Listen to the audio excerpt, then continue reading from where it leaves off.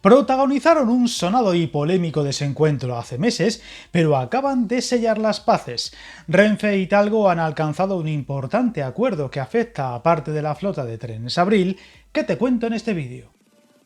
Tras meses de discordia y graves acusaciones mutuas, ha llegado la paz entre Renfe y Talgo, y ambas compañías han hecho público un acuerdo para transformar los 15 trenes Abril de ancho fijo, renombrados como Serie 106, en unidades de rodadura desplazable. Una operación por la que la operadora pública pagará 132 millones de euros al fabricante ferroviario y permitirá unificar toda la flota bajo una única configuración técnica. Un pacto no carente de polémica u opositores, que está pendiente de la aprobación de los consejos de administración de ambas compañías y que, de aprobarse, todo apunta a que sí, supondrá el cierre del conflicto abierto entre ambos actores por las demoras de la entrega de estas unidades que, recordemos, fue agravada tras detectarse unas fisuras en los bogies pese a su reciente fabricación, lo cual llevó a un enfrentamiento entre ambas más que sonado, pero que, como se suele decir, acabó sin que la sangre llegara al río. Recordemos que la serie 106 está integrada por 30 trenes Abril encargados a Talgo en 2016 y 2017 y que fueron entregados a lo largo de 2024, 3 años más tarde de lo previsto, y se dividen en dos subseries. 15 fueron diseñados con rodadura desplazable y otros 15 con ancho fijo, por lo que este caso, hasta ahora, solo podían circular por líneas de alta velocidad. Pero en este cambio anunciado, una vez concluya la transformación, toda la flota estará equipada con bogies de ancho variable, de los que 20 se destinarán a servicios AVE y otros 10 a los de bajo coste ABLO. Una transformación que, más allá de dejar atrás el enfrentamiento visto estos últimos meses, no puede ocultar una cruda realidad: la decepcionante calidad de estos trenes, pensados para operar a máximas prestaciones por algunas de las rutas más importantes del país y que ahora, todo hace indicar, irá más a servicios y rutas de menor categoría.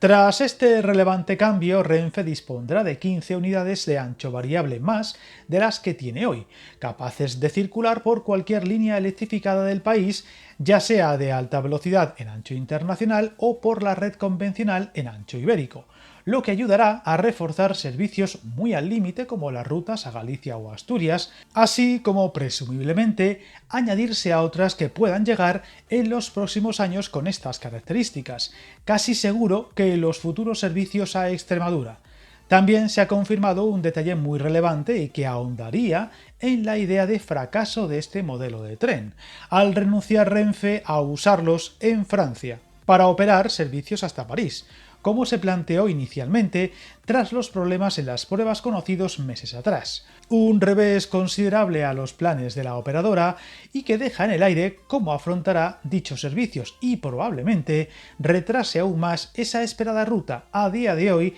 sin fecha tras varios aplazamientos y retrasos. El acuerdo económico se divide en tres partes. Por un lado, Renfe abonará 132 millones de euros a Talgo para la transformación de los trenes, y en sentido inverso el fabricante seguirá haciendo frente a la penalización de 116 millones impuesta por los retrasos en la entrega, cuyo calendario de pago seguirá aplazado hasta 2031, lo que supondrá un alivio a los planes empresariales de una Talgo que, como repasamos recientemente en otro vídeo, parece querer dejar atrás una página muy convulsa estos años en su historia y retomar con fuerza los planes a futuro. Por otro lado, Talgo abonará otros 10,8 millones de euros para compensar los costes de la homologación de todas estas unidades actualizadas. Esta decisión llega después de que en julio de 2025 Renfe detectara fisuras en los bastidores de los bogies de 5 trenes Abril de ancho fijo, que prestaban servicios ABLO entre Madrid y Barcelona. Una incidencia que obligó a suspender la venta de billetes y retirar estas unidades del servicio comercial para su revisión con mucho secretismo alrededor, y que posteriormente Renfe se vio obligada a vetar de forma indefinida la circulación comercial de estos trenes entre Madrid y Calatayud, el tramo más deteriorado de esta línea, y que sirvió a Talgo para excusarse con que esos desperfectos encontrados en esos trenes se debiera a la mala situación de la infraestructura y no a la mala calidad o defectos en sus trenes. Sin embargo, al menos que se haya sabido, ningún otro tren que circula por ese mismo tramo sufrió daños. Tras este incidente, Talgo sustituyó los bogies afectados y Renfe optó por destinarlos a nuevas rutas y servicios, entre ellos a los Avant entre Madrid y Valladolid, una conversión que dentro de lo malo permitirá recibir los 3 trenes de ancho fijo que siguen pendientes de entrega, unas unidades que no llegaron a incorporarse al servicio porque sus bogies fueron utilizados para sustituir los de otros trenes afectados por las fisuras detectadas durante la crisis. Unos trabajos de conversión que, como suele ser habitual en estos procesos industriales, no llegará de un día para otro, pues Talgo ya ha confirmado que serán asumidos íntegramente en sus factorías durante un periodo de 37 meses, es decir, 3 años y un mes. Si no hay retrasos, se espera que los primeros trenes transformados comenzarán a entregarse a partir del 15º mes, lo que permitirá a Renfe ir incorporando progresivamente nuevas unidades de rodadura desplazable.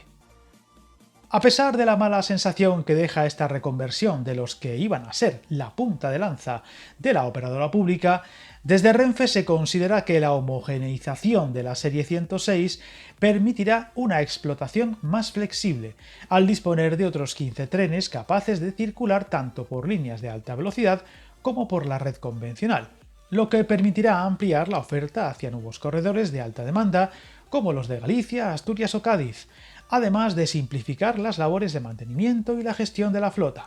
Otro detalle importante del acuerdo es que Talgo garantizará el correcto funcionamiento de los bogies de rodadura desplazable durante toda la vida útil prevista de los trenes y asumirá las mejoras que pudieran resultar necesarias en los bastidores, un compromiso que se extenderá también a la futura serie 107, que emplea equipos equivalentes. Unas unidades también envueltas en la polémica al arrastrar más de 2 años de retraso respecto a su plazo inicial de entrega, un problema que el fabricante trata de paliar realizando campañas adicionales de ensayos mediante pruebas de extensometría en distintas líneas de alta velocidad, cuyos primeros resultados aseguran han sido positivos. Aún así, el programa se completará con nuevos ensayos en banco antes de dar por concluida la validación técnica. Desde Renfe se asegura que este acuerdo ayuda a reforzar su estrategia comercial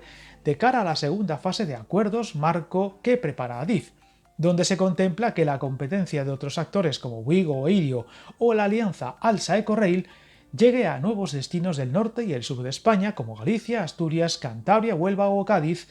rutas todas ellas donde Renfe sigue siendo el único operador capaz de realizar servicios al ser con doble tipo de ancho y donde ahora, con la reconversión de los 15 trenes Abril citada, tendrá un mayor dominio en esas rutas, por lo que habrá que ver el vaso medio lleno y quedarse con que más allá de los problemas vistos en este modelo de tren y la decepción que ha supuesto su calidad sobre lo previsto, parece haberse encontrado una solución, un apaño para poder exprimirlos en los próximos años.